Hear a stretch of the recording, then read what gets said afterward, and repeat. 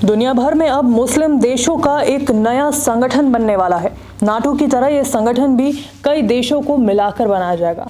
इसका मतलब होगा कि किसी भी एक मुस्लिम देश पर हमला सभी देशों पर हमला माना जाएगा।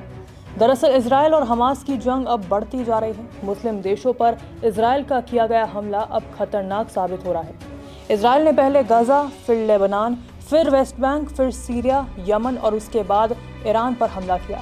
इन देशों पर हमले के बाद कोई बड़ी प्रतिक्रिया सामने नहीं आई, लेकिन जैसे इजराइल ने कतर को निशाना बनाया, वैसे ही इजराइल चारों तरफ से रणनीतिक मोर्चे पर घिर गया है। चारों तरफ इजराइल और इजराइल के इस हमले का विरोध होने लगा।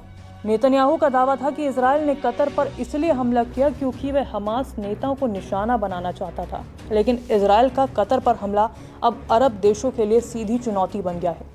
इस हमले को लेकर नेतन्याहू ने एक पोस्ट लिखी। उन्होंने कहा, हमास के सरगना कतर में रह रहे हैं, उन्हें गजा के लोगों की परवाह नहीं है, वो युद्ध अंतहीन बनाने की कोशिश में है। उन्होंने युद्ध विराम की कोशिश को रोका है, उनसे छुटकारा पाकर समस्या खत्म होगी, हमारे सभी बंधकों की रिहाई हो जाएगी, शांति स्थापना की मुख्य बाधा दूर हो जाएगी।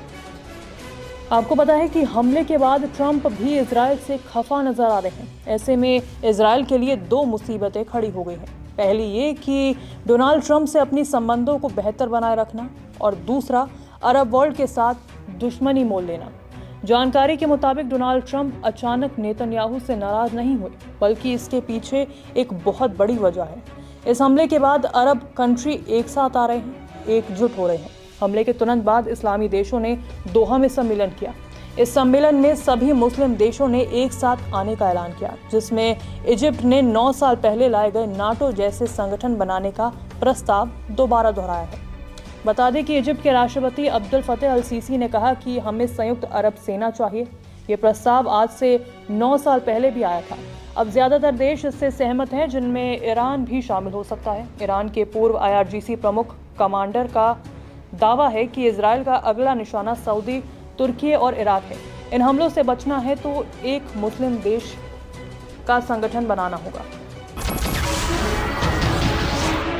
नमस्कार, मैं हूं मानक गुप्ता। अगर आपको हमारा ये वीडियो पसंद आया हो तो इसे लाइक और शेयर जरूर करें, और हाँ, हमें सब्सक्राइब और फॉलो करना ना भूलें, ताकि आप देश और दुनिया की कोई खबर मिस ना करें।